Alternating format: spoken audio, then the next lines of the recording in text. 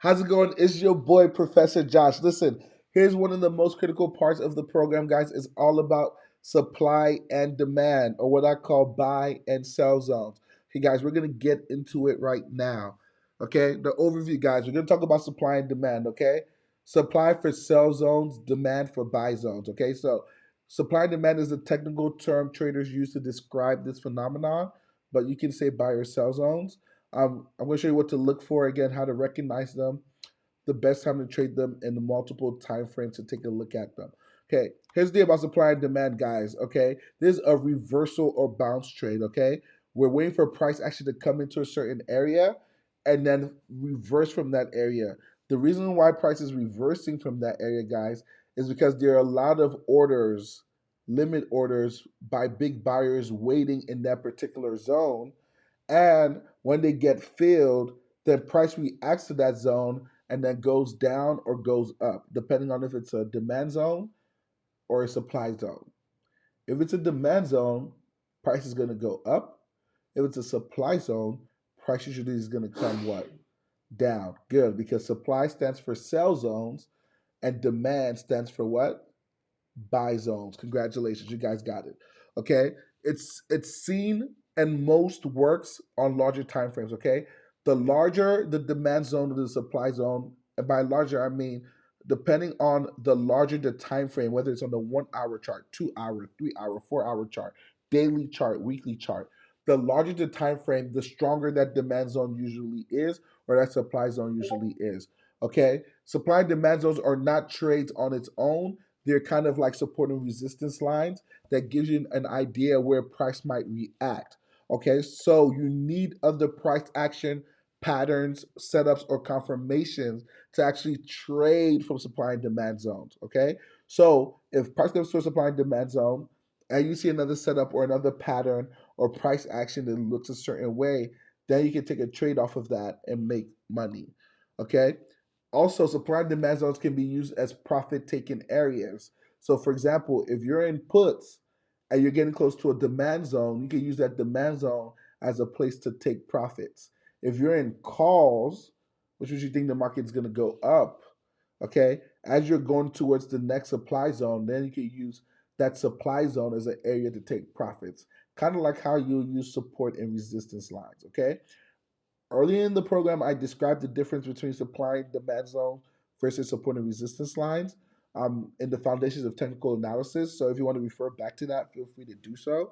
Um, but more buy orders are in demand zones and more sell orders are in supply zones. So supply zones is for when you're thinking the market is going to come down, and demand zones when you think the market is going to come up. Okay, so like I said, guys, so the law of supply and demand is actually an economic principle, guys. Okay, with where buyers and sellers interact, and because the market is an auction process, it mimics economic activity, which means supply and demand zones are there as well.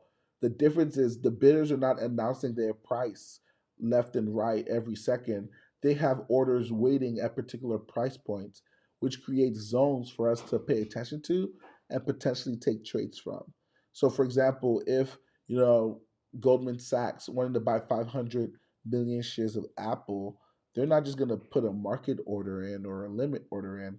They're going to put a limit order at a particular price and just wait for price action or the price of the stock to come to that particular level, and then the orders start to automatically get filled. And the more orders get filled, the more volume and momentum we usually have going in the opposite direction. So, for example, if Goldman Sachs had 500 million orders of Apple shares, buy orders at 150 bucks, and Apple goes from 155 and touches 150, usually you'll see a rager candle from 150 push all the way to 160 or 170 or 180. Why? Because those orders that were sitting there are now being filled, creating a demand zone that's active. Okay, so let's go into the charts and I'll show you what it means. Okay, I'm going to first show you how I draw them, guys. I showed you guys this on Foundations of Technical Analysis, but I'm going to show you again how it works. So, for example, this is the daily chart. I usually start with the weekly. You see this area of consolidation here.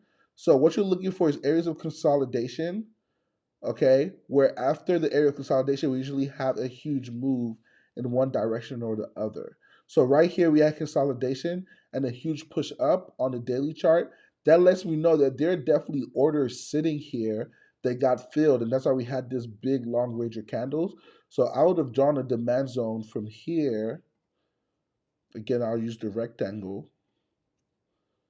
From here all the way to the wick, okay?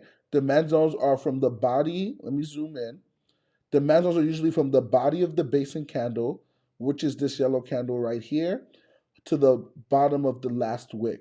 Okay, so I will draw from the basic count to the bottom of the last wick, and then I will then draw it across. Okay, and this would be have been my demand zone, as you guys can see. Okay, and if you notice something, every time we came back into this demand zone, guess what? We pushed up. We came to the demand zone. What happened? We pushed up. We came to the demand zone a little bit deeper into the demand zone. More orders got filled, and guess what? We raged up. Okay, and if you were day trading, this is on the daily chart, but if you were trading maybe on the 5 minute or 10 minute chart, this is a whole lot of movement to the upside, a rager out of this zone that if you were paying attention to, you could have capitalized on. Also, I mentioned something super key, right? Because this is a demand zone. That the zones themselves are not setups or trades to take. It's patterns within the zones that are set up. So right here is a rally based what? You got it, rally, okay? But this is where the zone started. So right here, for example, we have almost a come to the demand zone, and then out of that demand zone, what do we have here? Okay, if you guys can see it, we have a bull flag right there out of demand. So as soon as we broke here, you could have gotten into a trade and rode it up, or you'd have waited for the retest, which this next candle came to retest that trend line, and a reject back to the upside. So any of these trades for the bull flag is very good. You could have taken out of what? The demand zone. Okay. Again, we came here into demand as well. Okay. And then we had a long push up based on price action. But on a smaller time frame, you'd have seen many setups to trade inside of this setup here once we broke here. Okay. Or you could have drawn a trend line. Okay, we came into this zone again, guys. If I just extend this out, guess what happened? We came into this zone again on this day, and we had what? There's a bull flag here. So you could have traded the bull flag out of demand. You could have also traded this RBR here out of demand. This is a RBR. This is also a RBR over here. This is also a RBR over here. Okay, so there's many trades you get to trade it, but again, out of the demand zone. Okay, and here, for example, we're getting an inverse H almost out of this demand. Okay, so that's how you draw demand zones and you trade them. The opposite is supply zone. So, for example, over here, it seems every time we came to this area, we rejected. So this original time we rejected, we came down. We pushed into it, we rejected, we came down. We pushed into it, we came down. But guess what it formed? We formed a head and shoulders outside of the supply zone. You could have gotten in on the break of the neckline right here, the break of the neckline, and taking profits when it came to the demand zone. The demand zone would have been your profit target. So you'd have gotten over here around the break of the neckline. Okay, once you see the 2 minute for better entry, then you'd erode it all the way to the demand zone. And you see that's where I would have taken profits right as we tagged it. I wouldn't have even waited for us to get down here. As soon as we tagged demand, I would have taken profits. And that's how you trade zones, guys. So what you have to do is start at the weekly, draw your zones, then go to the daily chart, then next the 4 hour chart, and again work from left to right. Okay, I talked about how to draw zones in the foundation of technical analysis, But all you're looking for is anywhere we have huge moves up or huge moves down, okay? And then you draw a zone around it to identify it. And I already have an idea that this is a zone. Probably the larger time frame I go, I know this is a supply zone because we came around this area. What happened? We moved down. We retested this area again. So what happened? We moved all the way down. So what you can do sometimes is you don't even have to be perfect. Just get the whole area. Okay. It's better to have an area potentially labeled as a zone that's potentially one than to not have it labeled and it actually be a zone in real life. So just catch the zone area and look. This is a perfect trade we could have taken out of this zone. If you had drawn this, look at how we came down and touched this zone almost to the T. We formed lower highs, okay? And then we came in again another lower high. You could have definitely took this to the downside, guys, all the way to 1184 and taking profits. And you could have done a mini demand zone here. Look at that, based on this. So that's your profit target right here from supply to demand. From demand, guess where it's going back to? Back to supply. And right now I'll be taking profits because guess what? We're now close to what? Exactly the supply zone. So what you want to do, you want to start it at the 3 year 1 week, okay, the weekly chart. Draw your supply and demand zones. Then you want to go to the daily chart, okay? Like for example, if I had to draw a zone right here, I will draw a huge supply zone right here.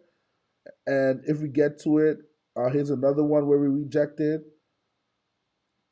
Okay, and we had to move down. Here's another big one right here we rejected, and we had to move down. So now my supply zones are drawn. And then, of course, you can draw your demand zones as well, especially when it's close to price action. You want to have all your zones labeled. So you go from weekly, then you draw the daily, then the 4 hour, then the 2 hour, then the 1 hour,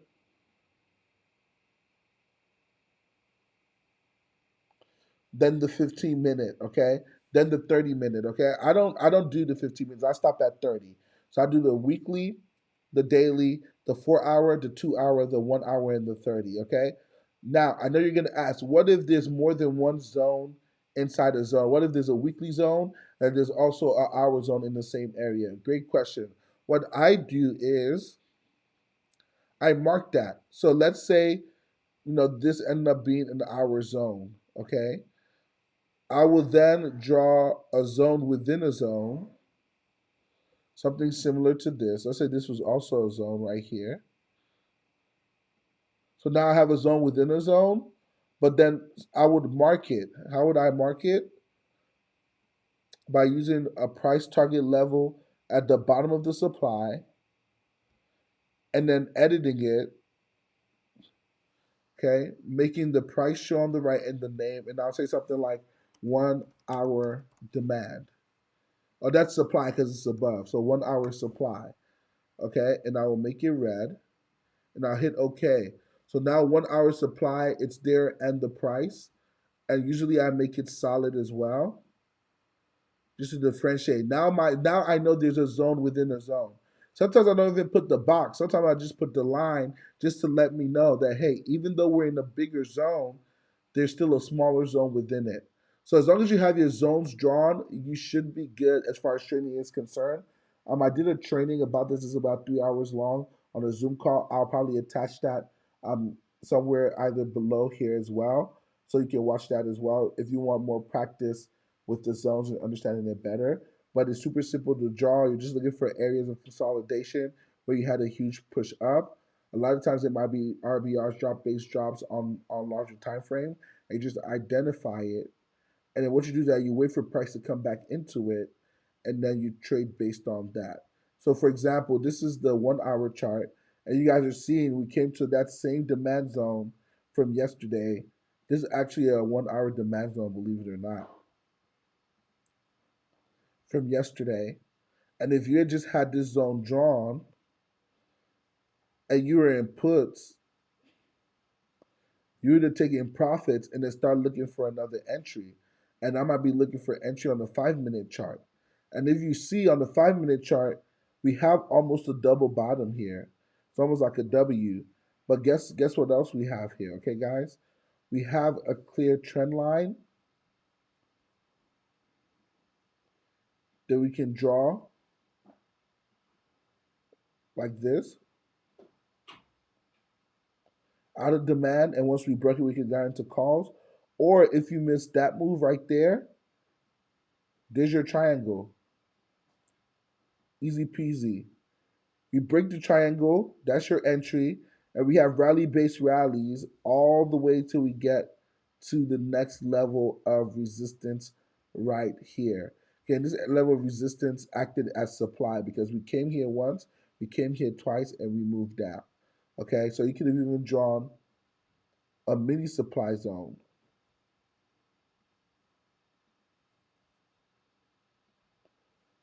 right here. You see that? So now you get in from here all the way to supply, take profits. Coming on the second time, we were hitting supply, but guess what I see? I see it twice, so I'm going to draw it twice. We're in supply. What's that, guys? Bear flag 1, bear flag 2,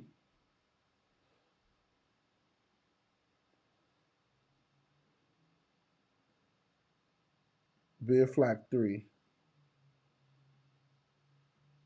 Okay? 3 entries into this trade out of supply. This is the most high quality one here because we're literally tagging the demand, the supply zone and coming down. But that's a good trade you could have taken and made profit. So go ahead and draw your zones, guys, on a larger time frame and work your way in. And I'll catch you on the next video.